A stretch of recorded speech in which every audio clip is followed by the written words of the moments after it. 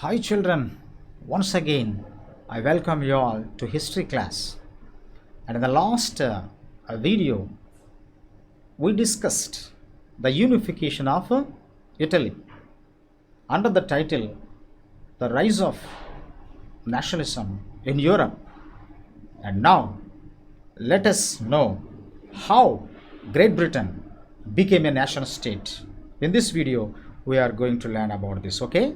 The growth of Great Britain. Let me tell you about this. The growth of Great Britain.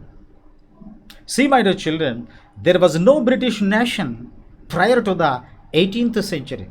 And we know very well Great Britain, which is very powerful country in the world. But such a nation before 18th century, it was not a British nation. There was no British nation prior to the 18th century. The primary identities of these people in the British Isles were English, Welsh, Scot, or Irish. So different communities lived in Britain. Mainly English were there. All these are the ethnic groups. We can call them as ethnic groups. English, Welsh, Scot, or Irish. So these ethnic groups were living there in Britain. So at that time, it was not a nation state. But the English nation was able to extend its influence over the other nations of islands.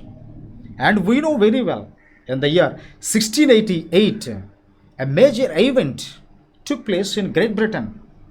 That is, in 1688, the English Parliament seized power from the monarchy, and even Britain was also under the control of the kings. The monarchs ruled it, but for the first time, for several centuries, it was ruled by the monarchs. So autocratic rule was in existence during that time. First time in the year 1688, English Parliament got power, political power from monarchy. So that incident was called as a bloodless revolution. So the bloodless revolution took place in the year 1688. So in the year 1688, according to this bloodless revolution, the English Parliament, the British Parliament, seized power, political power from the monarchy for the first time and emerged into a nation state. So whenever the bloodless revolution or glorious revolution, it was also termed as a glorious revolution in British history. So 1688 was also called as a glorious revolution. So in this glorious revolution, our English Parliament, which got political power from the monarchy. So monarchy became only a constitutional head only. So all the powers now vested in the hands of Parliament only. So Parliament became so powerful. The British Parliament became so powerful after 1688. So without shedding a single drop of blood, a great revolution took place, and Britain became a nation state for the first time in the year 1688. For this very reason, without any violence, without any bloodshed, this great revolution took place in the year 1688, and that is why in this incident in the history of the world, which was termed as the glorious revolution or the bloodless revolution. So as a result of this glorious revolution, it was the British Parliament which got all the political powers from the monarch. So monarch became nominal now. So all the residuary powers, the real powers, go into the hands of the Parliament. So this took place in the year 1688. And now in the year 1688, British became a national state, my dear children. And now, incorporation of Scotland and Ireland in the United Kingdom. So the Act of Union 1707, the Act of Union between England and Scotland resulted in the formation of the United Kingdom of Great Britain. Look at me. The Act of Union between England and Scotland resulted in the formation of the United Kingdom of Great Britain. So all the Scotland annexed to the Great Britain, so that now Britain became the Kingdom of Great Britain, and this took place in the year 1707 according to the Act of Union. So according to the Act of Union of 1707, here Scotland became the part of the Great Britain, and later Ireland was divided into Catholics and Protestant. Another important kingdom, that is Ireland. So Ireland was also divided into some two communities. They are Catholics and Protestants. So Catholics were one sect in Christian community, and Protestants are another sect. So Ireland was divided into these two groups, so Catholics and Protestants. But whereas Ireland was completely dominated by Catholics, they showed their supremacy in Ireland. But whereas the king belonged to Protestant, that is why here Ireland ultimately became the part of Britain. So Ireland was divided into Catholics and Protestants, and now we can see the supremacy of the Protestants. Though the Catholics were the majority in the Ireland, since the king belonged to Protestant, so he showed his supremacy. And later the revolt raised by Catholic was ultimately suppressed. A revolt broke out between the Catholics and Protestants in Ireland, but in that protest was mercilessly suppressed by the Protestant. The revolt raised by the Catholic was suppressed by the Protestants. As I told you, king belonged to Protestant. That's why the Catholic upsurge was suppressed by the Protestants. So it was forcibly incorporated ultimately in the year 1801 to the Great Britain. So here Ireland was forcibly incorporated, forcibly annexed, added into the UK, in the year 1801. So my dear children, here Scotland was added to Britain. Ireland was previously, they were the different kingdoms, Scotland and Ireland. But now Scotland was added to Great Britain, and Ireland also added to Great Britain. And now let me tell you the visualizing the nation here, my dear children.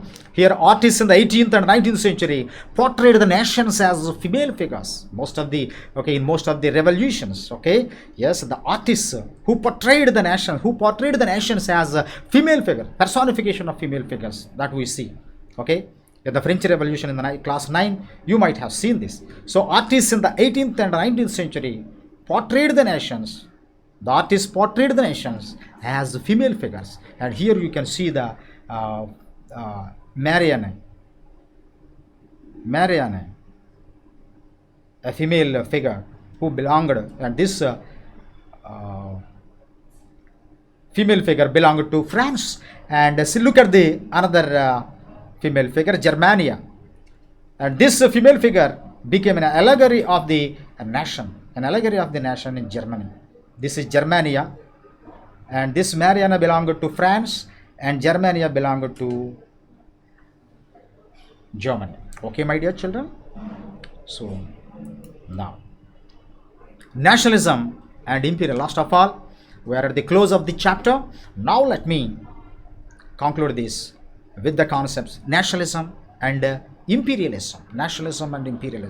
So during the 19th century, nationalistic groups became increasingly intolerant with each other and were ready to start war.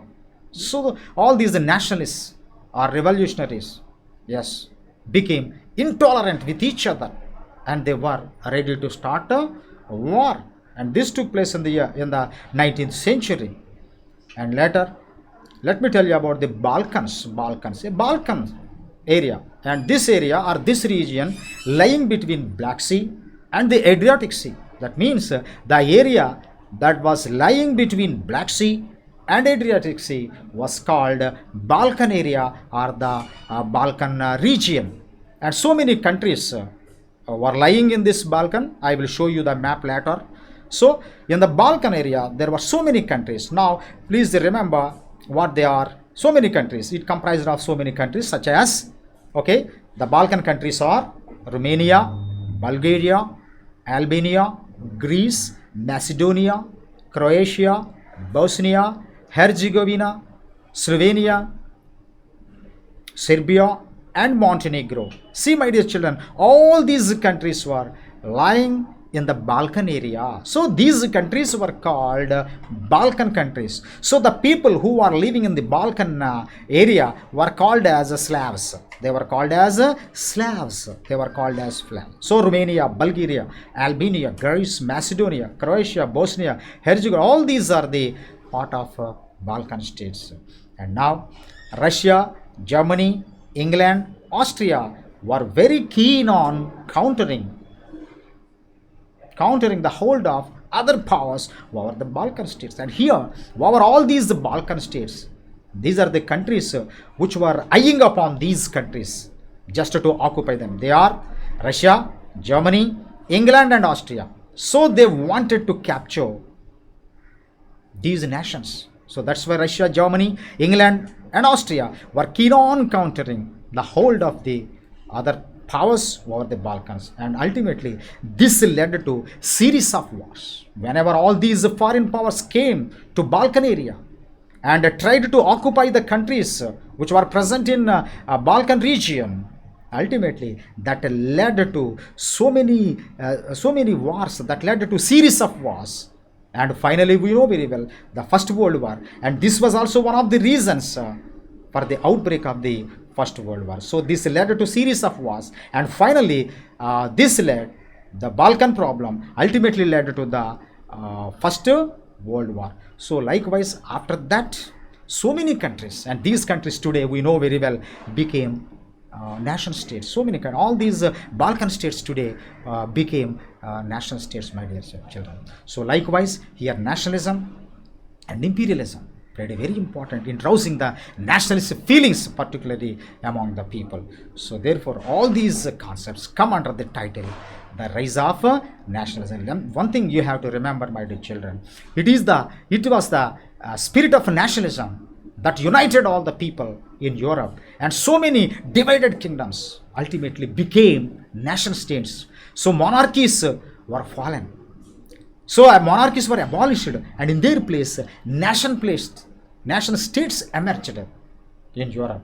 So all these concepts come under the heading the rise of nationalism in Europe. And with this, I have completed the first chapter in history part, my dear children, the rise of nationalism in Europe. And now let me just last of all show you the map of Balkan states. Just take a look at this map, Balkan states.